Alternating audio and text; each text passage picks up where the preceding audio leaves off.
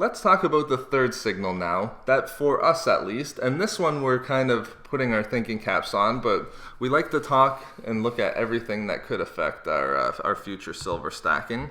But one of the, I would say, the biggest headlines up here in Canada on a week-to-week basis is the Canadian housing market. Yeah, especially in the last, quarter, I'd say. Yeah, it's really starting to come out in the last quarter where almost every day you hear something.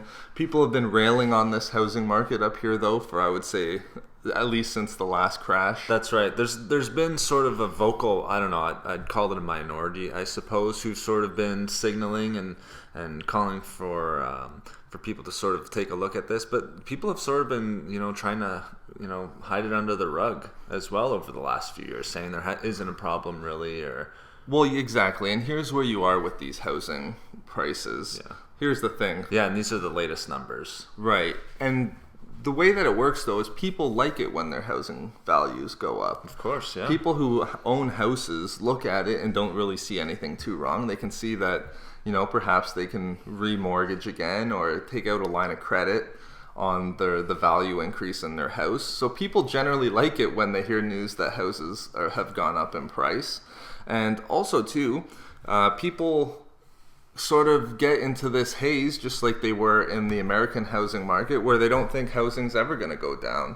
We're in a point up here in Canada where if you talk to somebody with a house and say, well, what do you think about the bubble bursting and housing going down in price? Again, they don't even really see it. They're swept up in that bubble mentality that always happens when you're in, and we're going to call it a bubble. I think it's fair to say that it's a bubble, and I'll just say that it's a bubble because, one, you have a stimulant with low interest rates.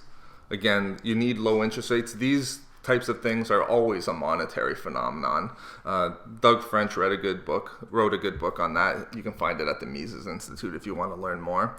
But you need that money stimulus with low interest rates. That's what's fueling all of this. But also, if you just look at the price increases, if you look at the national selling average, if you had to guess before we looked at all of this, what would you probably think the average sale price of a home would be? Yeah, I would have probably guessed, somewhere around 350. Right. Maybe 375. I would have said, even knowing everything that I know, the ceiling would have been 400,000 for a national average. Yeah. But the new numbers came out yesterday, or I guess on April 14th, so 2 days ago as we filmed this. The national average, the selling price, is $508,000 for a house. And that's just the average. I know. So that's where we are in the housing prices. So if you were paying what we just guessed, you're probably not getting much. No. 350,000? No, you're probably, unless you're in a really small, smaller city, or basically not Toronto and Vancouver. But even too, that being the average, that increased by 15.7% year over year. So it's almost speeding up. It's like we're hitting that sort of peak point, the apex, trying to get towards that even quicker. But even if you just look from March to April, it rose 1.5%. So 15.7 on the year, 1.5% just in March to April. You're going to pay 1.5% more than you did in March of 2016.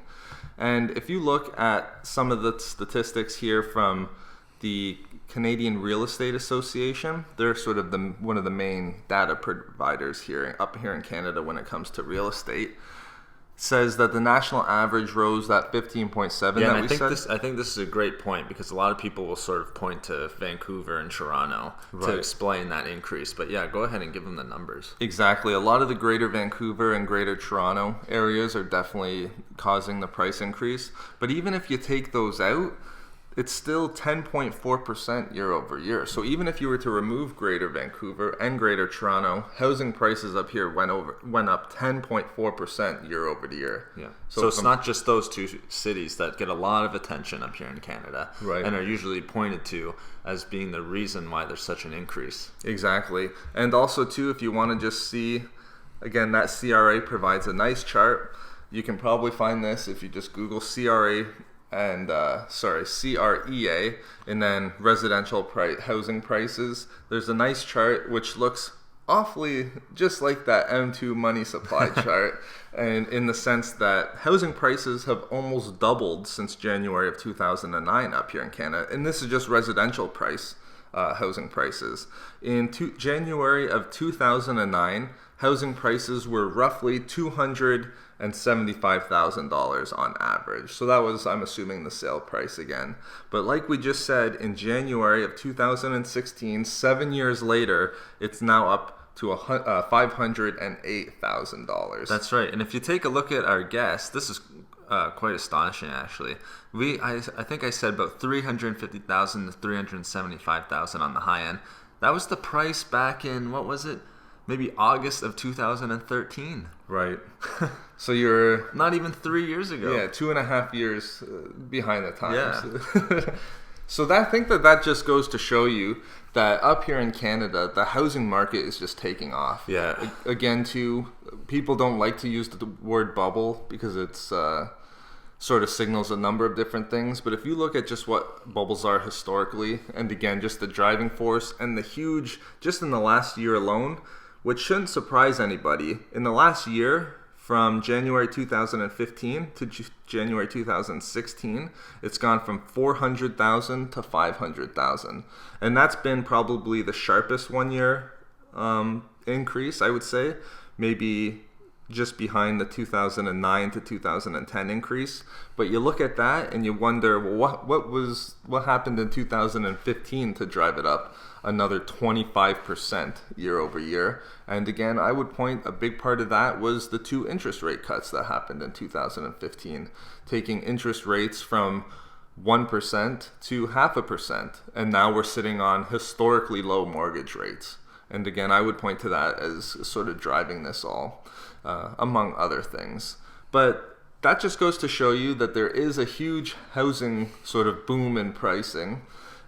It's gone up just astronomically in the last 7 years. Yeah, and this is sort of something that people don't really like talking about, at least from our perspective. Because a lot of house owners, they don't like hearing housing bubble. Right. It's sort of scary to them. I think what you sort of just said. Right. But I think we're in the perfect spot too, just coming off of university and just trying to establish ourselves. Again, we're not going to be able to afford a $500,000 average house price. And the thing is, too, is you might be able to get something close to that with the mortgage rates that you can get your hands on these days from the banks. But good luck spending the next 25 years of your life with that hanging over your head. It would literally be the sword of Damocles. I don't know how I would sleep, because if you lost a job, if something negative was to happen, just to make those mortgage payments would cause incredible stress. Well, yeah, that's a very good point. And just imagine too, well, what if the interest rates went up? What if the interest rate? I mean, we're at historic lows here. Right. We're at 0.5%. What if they went to 2%? Right. It would just absolutely crush you. I think most people.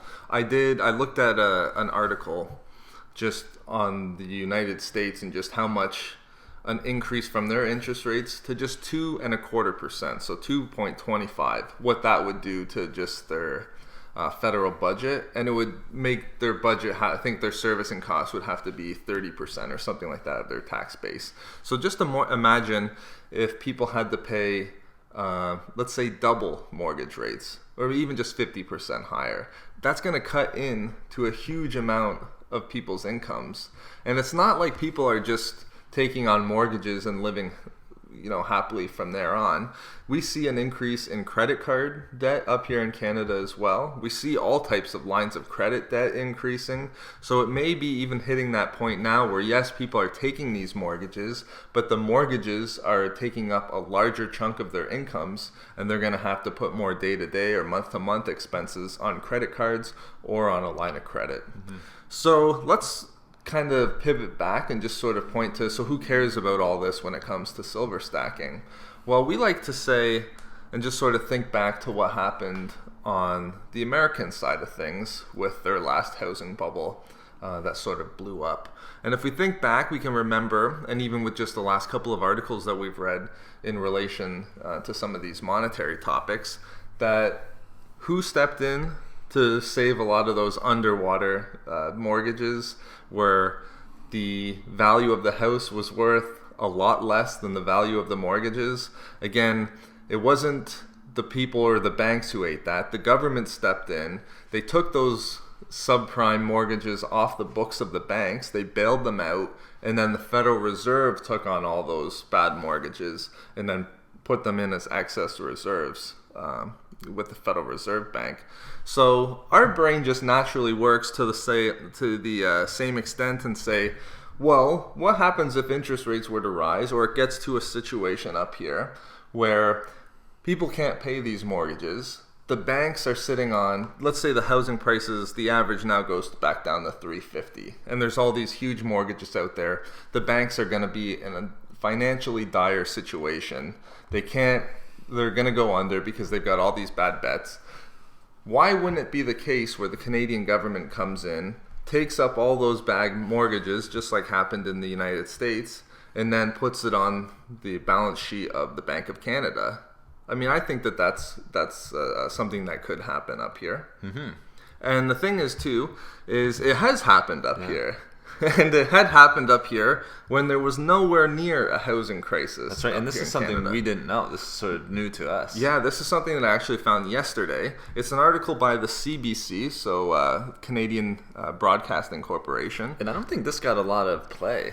In the media when it did happen. No. And again, this is just one of those things that you just kind of find when you go back and look for things.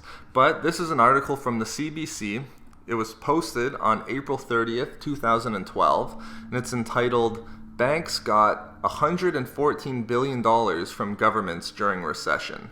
And then it just says that support for banks was, quote, more substantial than Canadians were led to believe.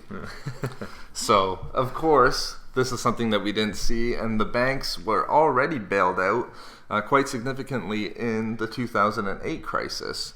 And if you scroll down, if you do get a chance to look at this article, it just makes the point that during that crisis, $69 billion were those sort of, I guess they weren't even riskier mortgages, but $39 billion in mortgages were taken by the CMHC, which is the Canadian Mortgage and Housing Corporation. It's an arm of the government, the federal government.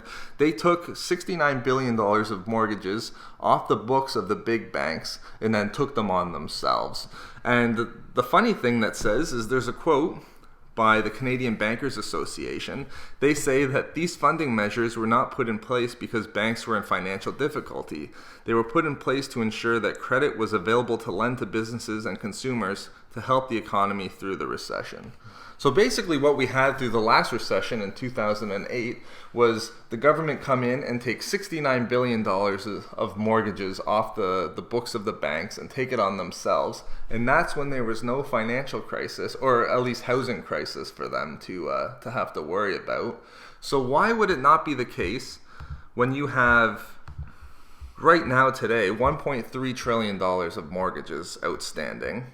Maybe in a couple years that balloons to $2 trillion. What happens if a good percentage, let's even just say 10%, and now there's $200 billion of mortgages that need to be taken off the books of the banks? Who's to say that the Canadian government doesn't step in and do the exact same thing that the American government did, where it puts, let's just say $200 billion. We don't know what the extent would be, but we do know that it's probably getting worse up here than it is in the United States. I think that's safe to say at this point, yeah. Yeah, the house, just looking at even just the prices. Yeah. Again, maybe it puts a couple $100 billion of bad mortgages on the books of the Bank of Canada. And now we have a huge amount of excess reserves with our Bank of Canada. And the thing is, too, is if you look at the video, it was called, I think, The Hidden Tsunami of Inflation, the Hidden Inflation Tsunami on our channel. Yeah. Those excess reserves, I'm not sure what the ratio is in Canada, but because of the fractional reserve banking system, those excess reserves can be lent out on fraction. So if they have $200 billion, they can lend them out in the States at 10 to 1. Yeah. So they could turn $200 billion into $2 trillion. And again, that's where your big wave of inflation comes to, a huge devaluation of the dollar. So we're looking at this housing situation from a number of standpoints. Just from an economic standpoint, I mean, it's going to get bad probably when this does turn back down. But then also, too, you have to look at the unintended consequences of government action and what that does on the monetary system, because it's always out there and it's always a possibility for these governments to start making things worse. For sure. And at this point, I just don't see how the housing in Canada can just continue as it is. Right. I mean, we already kind of gave you guys the numbers. We don't have to rehash that. But since 2009, almost a doubling. That's just astonishing, the growth. And to just be over 500,000, the national sale price. And if we just scroll down this article, in Greater Vancouver, the aggregate was 815,000. Yep. That was the average sale price just on aggregate. So we're almost looking at $1 million averages in some of these Canadian cities. That's right. And even just looking at, cities like Saskatoon, Regina, not necessarily the place where people would sort of get up and move to when you kind of consider it against Vancouver and Toronto. You're looking at $300,000 for the average house in Saskatoon. Unbelievable. It's pretty amazing just how you can't even, these days, even economic issues like the housing prices could affect the monetary situation of these countries.